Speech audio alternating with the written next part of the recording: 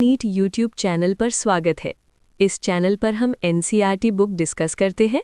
तो आज के इस खास चर्चा में स्वागत है। नमस्कार। हमारे पास जीव विज्ञान से जुड़े कुछ बहुत ही दिलचस्प स्रोत हैं और आज का हमारा विषय है पुरुष प्रजनन प्रणाली, मेल रिप्रोडक्टिव सिस्टम। हाँ, और ये विषय जितना सीधा लगता है उतना है नहीं। बिल्कुल नहीं। मैं जब इन दस्तावेजों को पढ़ रही थी तो मुझे ये अंगों का एक समूह कम और किसी बहुत ही कॉम्प्लेक्स, मतलब एक इंजीनियरिंग प्रॉब्लम के सॉल्यूशन जैसा ज्यादा लगा। ये बहुत अच्छा नजरिया है क्योंकि ये प्रणाली वाकई कुछ बेहद खास समस्याओं को सुलझाने के लिए बनी है। अच्छा, जैसे कि? देखिए, इसे एक ऐसा प्रोडक्ट बनाना है जो आनुवांशिक रूप से, मतलब जेनेटिकली, मेजबान शरीर से अलग है।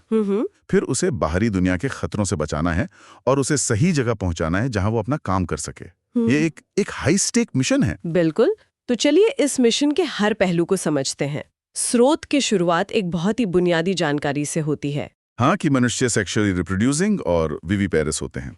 इसका आसान मतलब यही है कि एक, प्रजनन के लिए 2 लिंगों की जरूरत होती है और 2, हम सीधे शिशु को जन्म देते हैं, अंडे नहीं देते। हाँ, ये तो हुई मिशन की परिभाषा। और फिर इस मिशन को पूरा करने की पूरी प्रक्रिया दी गई है, मतलब एक पूरी घटनाओं की श्रृंखला। बिल्कुल। युग्मक यानी गैमेट्स का बनना, उनका मिलना, निषेचन, फर्टिलाइजेशन, फिर भ्रूण का विकास और अंत में जन्म। स्रोत में एक बहुत ही दिलचस्प बात बताई गई है जो मुझे लगता है इस प्रणाली के डिजाइन को समझने में बहुत मदद करती है। कौन सी? ये कि पुरुषों में शुक्राणु यानी स्पर्म का उत्पादन बुढ़ापे तक चलता रह सकता है। हाँ, जबकि महिलाओं में अंडाणु यानी ओवम का उत्पादन 50 की उम्र के आसपास रुक जाता है। तो ये तो डिजाइन में ही एक बहुत बड़ा अंतर हो गया है ना? बहुत बड़ा। एक प्रणाली लंबी अवधि तक लगातार उत्पादन के लिए बनी है और दूसरी सीमित समय और सीमित संख्या के लिए। बिल्कुल। और शायद यही अंतर पुरुष प्रजनन प्रणाली के कई अनोखी बातों की वजह भी बनता है। सही कहा। तो चलिए इसके मुख्य डिजाइन पर आते हैं। स्रोत के मुताबिक ये प्रणाली पेल्विस क्षेत्र यानी श्रोणी में स्थित है और इसमें मुख्य रूप से 4 हिस्से हैं।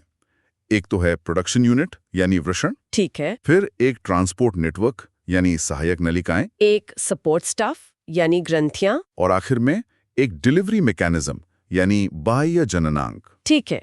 तो प्रोडक्शन यूनिट यानी वृषण, टेस्टिस से शुरू करते हैं।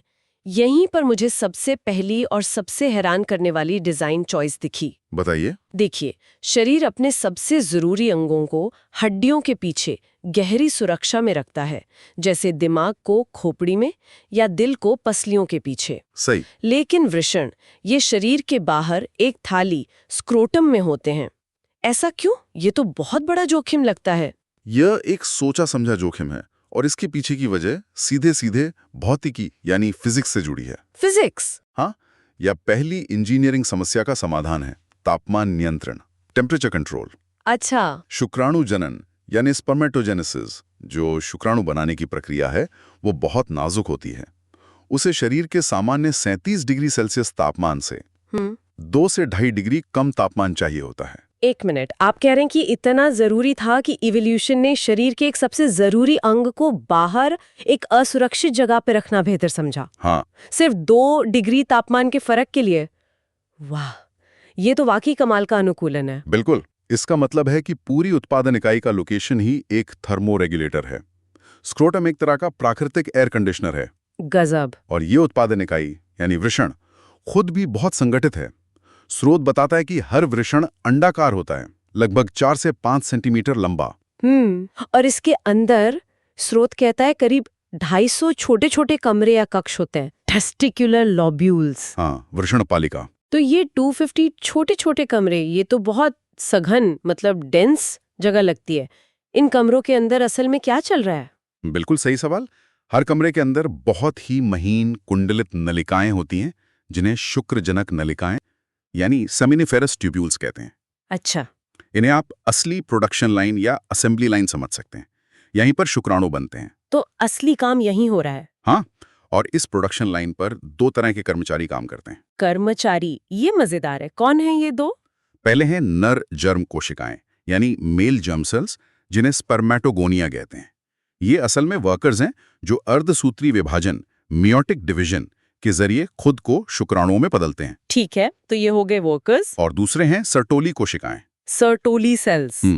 ये फ्लोर सुपरवाइजर या नर्स सेल्स की तरह हैं। इनका काम है इन बन रहे शुक्राणुओं को पोषण देना, उनकी देखभाल करना। वाह, तो एक ही नली के अंदर वर्कर्स भी हैं और उनके सुपरवाइजर भी। लेकिन किसी भी फैक्ट्री को चलाने के लिए सिर्फ प्रोडक्शन लाइन काफी नहीं होती। एक मैनेजमेंट ऑफिस भी तो चाहिए होता है जो बड़े फैसले ले, जैसे हार्मोन बनाना।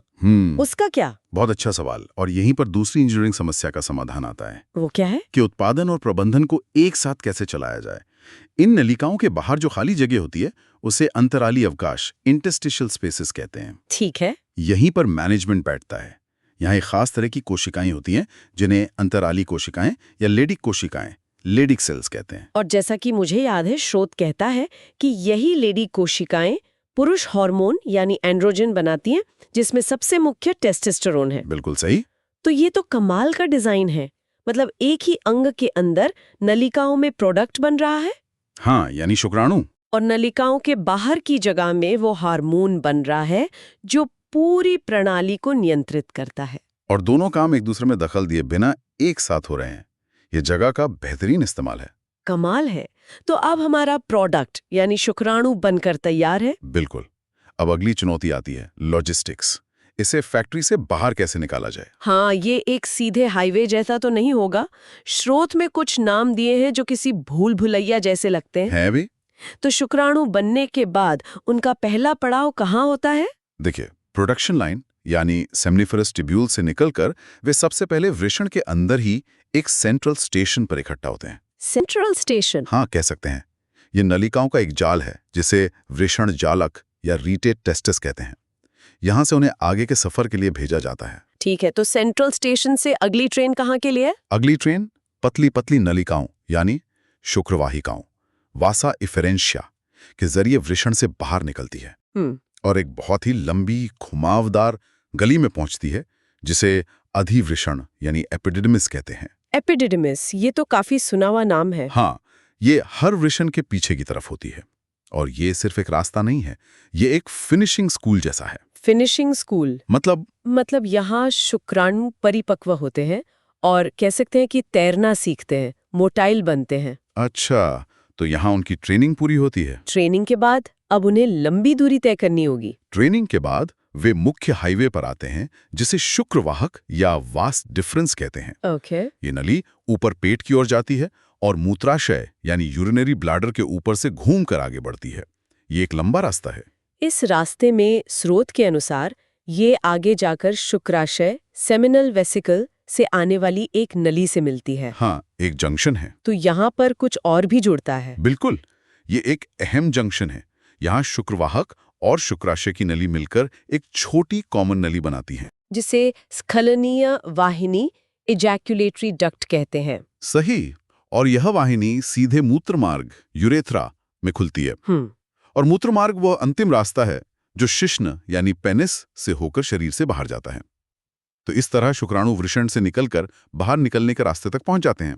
लेकिन इस लंबे और मुश्किल सफर में वो अकेले तो नहीं होते होंगे? नहीं, उन्हें ऊर्जा और सुरक्षा की जरूरत होती होगी।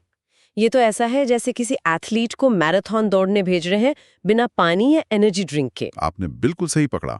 और यहीं पर सहायक ग्रंथियां यानी एक्सेसरी ग्लैंड्स अपना काम करती है। अच्छा, तो ये है सपोर्ट क्रू। हाँ, ये सफर के लिए सपोर्ट क्रू की तरह है। ये वो एनर्जी ड्रिंक बनाती हैं जिसकी आप बात कर रही थी। स्रोत में 3 सपोर्ट क्रू सदस्यों का जिक्र है। एक जोड़ी शुक्राशय सेमिनल वेसिकल्स, एक प्रोस्टेट ग्रंथि और एक जोड़ी बल्बो यूरेथ्रल ग्रंथियां। बिल्कुल। इन तीनों के स्राव मिलकर सेमिनल प्लाज्मा बनाते हैं। Seminal plasma. और ये प्लाज्मा जब शुक्राणुओं के साथ मिलता है तो उसे हम वीर्य या सीमेन कहते हैं। ठीक है, तो इस प्लाज्मा में ऐसा क्या खास है? ये सिर्फ एक तरल माध्यम नहीं है। स्रोत के मुताबिक ये पोषक तत्वों का एक कॉकटेल है। इसमें फ्रुक्टोज, कैल्शियम और कुछ खास एंजाइम होते हैं। फ्रुक्टोज यानी चीनी, तो ये सच में एक एनर्जी ड्रिंक है? हाँ, शुक्राणुओं को उनकी यात्रा के लिए ऊर्जा यहीं से मिलती है। एकदम। ये फ्रुक्टोज ही उन्हें महिला प्रजनन पथ में तैरने की ताकत देता है। और बल्बो यूरेथ्रल ग्रंथियों का भी कुछ खास काम बताया गया है? हाँ, उनका स्राव संभोग के दौरान शिश्न के स्नेहन, लुब्रिकेशन में मदद करता है ताकि पूरी प्रक्रिया आसानी से हो सके। तो अब हमारे पास प्रोडक्ट है, लॉजिस्टिक्स नेटवर्क है और सपोर्ट क्रू भी है। अब बस आखिरी चरण बचा है, डिलीवरी। सही। इसके लिए बाह्य जननांग, एक्सटर्नल जेनेटेलिया यानी शिश्न है। सही। शिश्न पुरुष का सहवास अंग है और इसे इस तरह डिजाइन किया गया है कि वो वीर्य को महिला प्रजनन पथ में स्थानांतरित कर सके। स्रोत बताता है कि ये विशेष ऊतकों, स्पेशल टिश्यू से बना होता है। हाँ, जो वीर्यसेचन यानी इंसेमिनेशन के लिए इसके उत्थान, इरेक्शन में मदद करते हैं। और इसके अगले फूले हुए हिस्से को शिश्नमुंड, ग्लैंड स्पिनस कहते हैं, जो त्वचा की एक ढीली परत अग्रछद, फोरस्किन से ढका होता है। बिल्कुल। तो ये पूरा सिस्टम ये एक सिंक्रोनाइज्ड ऑर्केस्ट्रा की तरह है। उत्पादन से लेकर डिलीवरी तक हर कदम पूरी सटीकता से नियंत्रित होता है। तो आज की चर्चा को अगर हम समेटें तो हमने देखा कि पुरुष प्रजनन प्रणाली सिर्फ अंगों का एक समूह नहीं है। नहीं, बिल्कुल नहीं। बल्कि ये 3 शानदार इंजीनियरिंग समाधानों पर बनी है। पहला, तापमान नियंत्रण की समस्या। हाँ, जिसे शरीर ने वृषण को बाहर स्क्रोटम में रखकर एक बहुत ही अनोखे तरीके से सुलझाया। दूसरा, उत्पादन और प्रबंधन की समस्या। जहां एक ही जगह वृषण में शुक्राणुओं की फैक्ट्री यानी सेमिनिफेरस ट्यूब्यूल्स भी है और हार्मोन बनाने वाला मैनेजमेंट ऑफिस यानी लेडिग सेल्स भी हैं। और दोनों एक दूसरे के काम में बाधा नहीं डालते। और तीसरा, लॉजिस्टिक्स और सप्लाई की समस्या। बिल्कुल, जहां सहायक ग्रंथियां एक ऐसा एनर्जी ड्रिंक सेमिनल प्लाज्मा बनाती हैं जो शुक्राणुओं को उनकी लंबी और मुश्किल यात्रा के लिए तैयार करता है। और एक जटिल परिवहन नेटवर्क उन्हें मंजिल तक पहुंचाता है। और ये याद रखना जरूरी है कि ये पूरी जटिल मशीनरी मानव प्रजनन की कहानी का सिर्फ आधा हिस्सा है। सही। इसकी सफलता के लिए इसे महिला प्रजनन प्रणाली के साथ पूरी तरह तालमेल बिठाना होता है। यह प्रकृति की सबसे जटिल साझेदारियों में से एक है। चलिए जाते जाते एक सवाल पर बात को छोड़ते हैं। बताइए। स्रोत में एक छोटी सी बात लिखी है कि वृषण के अंदर वो जो इंटरस्टिशियल स्पेसेस है, हाँ, लेडी कोशिकाओं के पास, वहीं पर इम्यूनोलॉजिकली कॉम्पिटेंट सेल्स यानी प्रतिरक्षा कोशिकाएं भी होती हैं। सही। तो सोचने वाली बात यह है कि ये सिस्टम अपनी ही बनाई हुई शुक्राणु कोशिकाओं पर हमला क्यों नहीं करता? अच्छा सवाल है। जबकि वो कोशिकाएं तकनीकी रूप से शरीर के बाकी डीएनए से अलग है, अर्धसूत्री विभाजन की वजह से। हाँ। तो ये संतुलन कैसे बनता है? मतलब शरीर की रक्षा भी करनी है और अपनी ही अगली पीढ़ी को खत्म भी नहीं करना है। ये एक बहुत बड़ा विकासात्मक और प्रतिरक्षात्मक सवाल है ना? इस पर सोचने में बहुत मजा आएगा। अगर आपको ये डिस्कस अच्छा लगा हो तो प्लीज परानीट चैनल को सब्सक्राइब करें नेक्स्ट लेक्चर के लिए। Thank you for watching.